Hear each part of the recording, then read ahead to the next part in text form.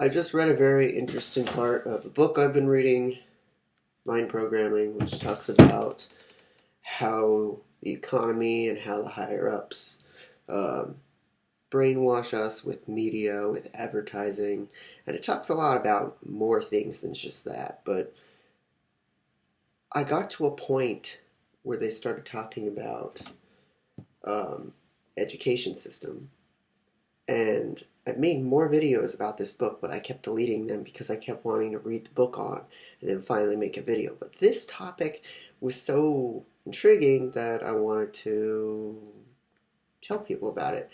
So, in the 1800s, before school system was more advanced, they had levels of what kind of citizen you would be. Would you be a pretty much uh, what did they call it? Did they call it a? They didn't call it a slave. They called it a. Pretty much, would you be a worker? Would you be a leader, or would you be in the middle? Would you be a leader's like followers? And they gave descriptions like a doctor, a middle class would be in the middle, a lower class would be follower, um, which is usually associated with the poor, and the leader is the leader.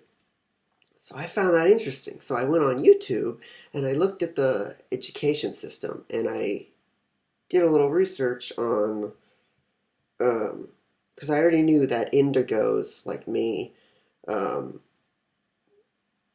indigo children are less liked in school systems, which are naturally the people who are told that they have ADHD or learning disabilities, but they're actually creative. um, so here's the thing. What I found out. The education system that we live in now does not want new leaders. They don't want the creative people like me and you to become new kind of leaders. They want the leaders that exist now to stay the leaders of the world and the country forever. They don't want competition. So when someone like me is born, who is creative and wants to change the world and fix the world, and they say that person has learning disabilities. They try to give that person Ritalin. They try to say that person's bipolar. They try to do as many possible things to mess that person up early on before they can advance. I was lucky enough when I was younger for my mom to say, he doesn't need that stuff. He doesn't need that stuff. He's just creative. I was so lucky to have that because if I didn't have that, holy shit. Also, I learned that the creative people um, are teachers. I didn't know this. In our current school system now are supposed to challenge, because you know how I said that they, back in the 1800s, they had the level system of this, this, and this. Now they have teachers actually are kind of told to separate the followers and the leaders. And the leaders are the ones that are challenged mostly in school, like hardcore by the teachers. I didn't know this because that's how they challenged me in school. Some teachers would hardcore challenge me to see if I would keep going, which was strange to me, and I always wondered why. And then there are the kids that always comply and always just follow instructions and always just turn their homework in and have no problem and just do always. Those are the middle class to lower class. Those are the ones that will always just be normal citizens and follow direction.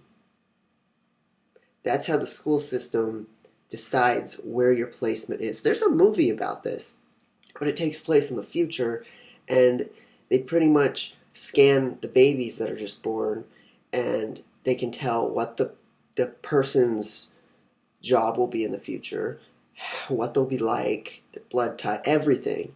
But that actually exists already. We already do that. But they made it in that movie. Can't remember what the name is. Like it's in the future or something. But they just made it look all advanced. But it actually exists. We do that in our school system. If you're that person that just turns in homework to ask no questions, you're not going to be the leader, ever. You're not a leader type.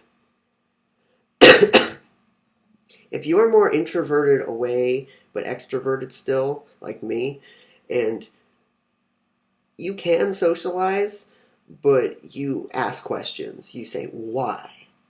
Why? Why are we doing this? You're different from the crowd. You're unique.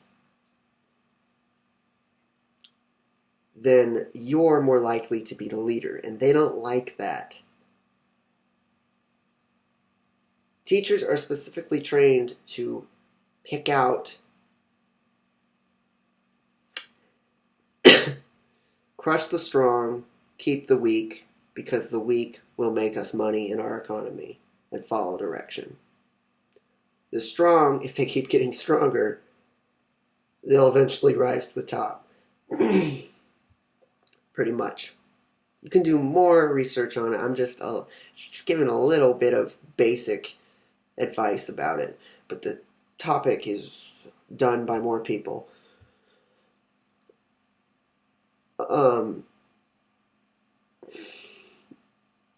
Yeah.